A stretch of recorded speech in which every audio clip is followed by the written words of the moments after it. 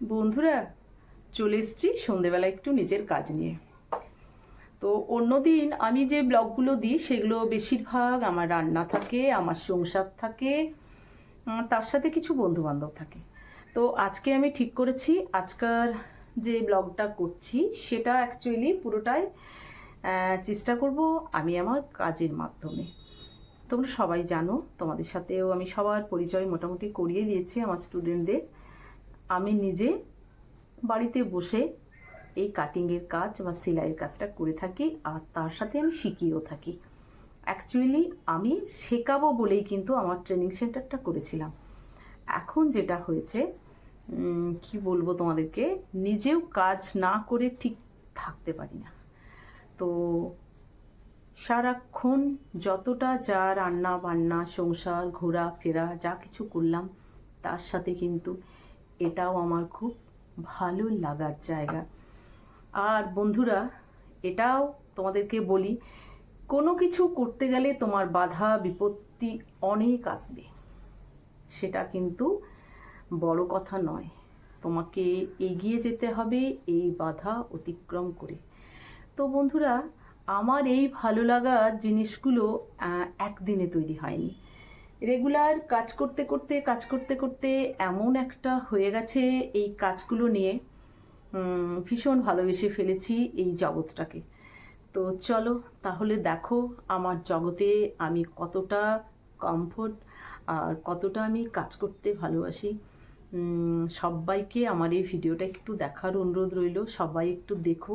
আর একটা কথা বলবো, যেসব মেয়েরা এখনও কিছু করনি, যারা একদম বাড়িতে হাউসওয়াইফ বলেই আছো, তারা প্লিজ একটা কিছু করার চেষ্টা করো। নিজের একটা আইডেন্টিটি সব সময়ের জন্য দরকার। তো আমি তোমাদেরকে সেটাই সাজেস্ট করব, কিছু একটা করো। দেখো, যে কোনো জিনিস করার মধ্যে আনন্দ আছে, যার যেটা ভালো লাগে। আমার যেমন এই প্রফেশনটা ভীষণ পছন্দ, আমি যেমন স্টিচের কাজটা ভালোবাসি, জুয়েলারি বানাতে ভালোবাসি, সেরকম তোমাদেরও যেটা ভালো লাগবে সেটাই করো, কিন্তু একটা কিছু করো। নিজের একটা পরিচয়, নিজের একটা আইডেন্টিটি থাকা দরকার আমি মনে করি।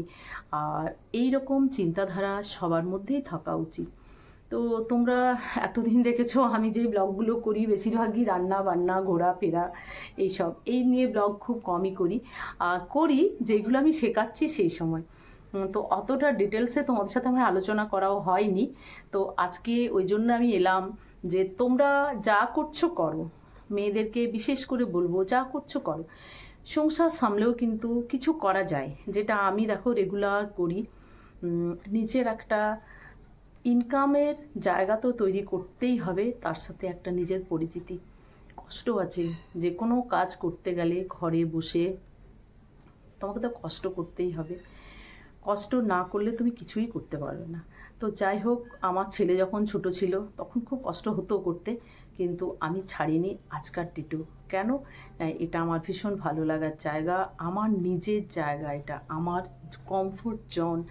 তো এই কমফোর্ট জোনে থেকে তোমাদের সাথে বারবার বলবো, আমার মেয়ে বন্ধুদেরকে যারা আছো, অবশ্যই একটা কিছু করো। একদম হাউসওয়াইফ হয়ে থাকাটার চেয়ে একটু সময় দাও, দেখো নিজের একটা জায়গা তৈরি করে নিতে পারবে। তো চলো বন্ধুরা, তোমাদেরকে সবাইকে আমার এই ভিডিওটা দেখার অনুরোধ রাখছি। সবাইকে টাটা বন্ধুরা, বাই বাই। ভালো থেকো, সুস্থ থেকো, আর এগিয়ে যাও, আর কিছু একটা করার অবশ্যই চেষ্টা করো। চলো বাই বাই সবাইকে।